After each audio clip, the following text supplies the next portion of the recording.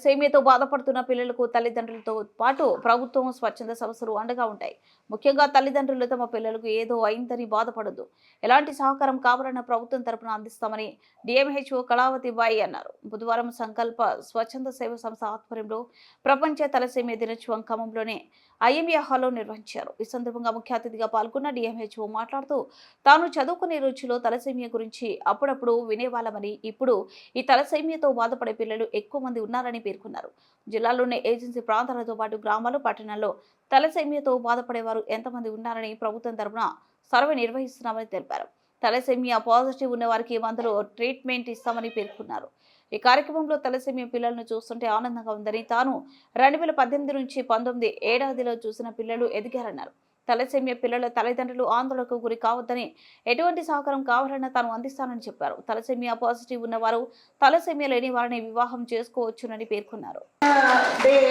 ప్రపంచ thalassemia day రేపు మరి మన వాళ్ళు అంతా వాళ్ళ అనుకూలంగా క్రియేట్ చేశారు. Hearty congratulations. అనితకి నేను 2018లో డిఎంహెచ్ఓ ఉన్నప్పుడు మన గౌరవనీయులైన కర్ణన్ సార్ గారితో కూడా తలసేమియా ఇలా మీటింగ్ కండక్ట్ చేసుకున్న రోజులు ఉన్నాయి.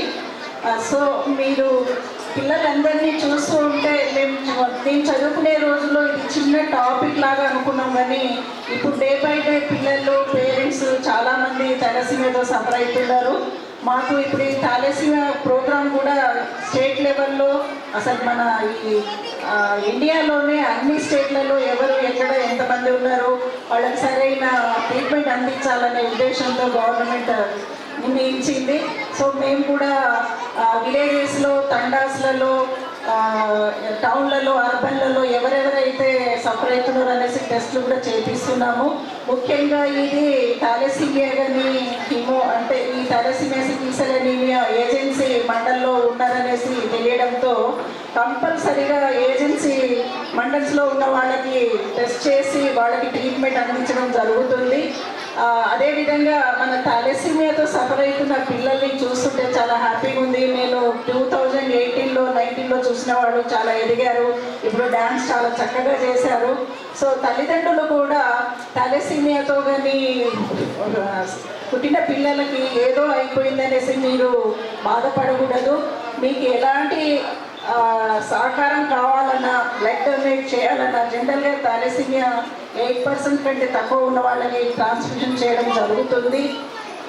మన గవర్నమెంట్ హాస్పిటల్లో కూడా మంచి బ్లడ్ బ్యాంక్ ఉంది. మీకు మన గవర్నమెంట్లో కానివ్వండి, ఏ గ్రూప్ వాళ్ళకి ఏంటి ఎట్లా కావాలి అన్న నా వంతుగా నేను యాజ్ ఏ డిఎంహెచ్ఓగానే కాదు, ఏ విధంగా అంటే ఆ విధంగా సహకారం అందిస్తాను ఎప్పటికైనా. అదేవిధంగా మన పిల్లలకి మన పేరెంట్స్ అయ్యో మా పిల్లలు తలసేమియాతో ఉన్నారనేసి మీరు డిసప్పాయింట్ అవ్వకుండా హ్యాపీగా మంచి అందరి పిల్లల్లాగానే మీరు పిల్లల్ని స్కూల్కి పంపించండి.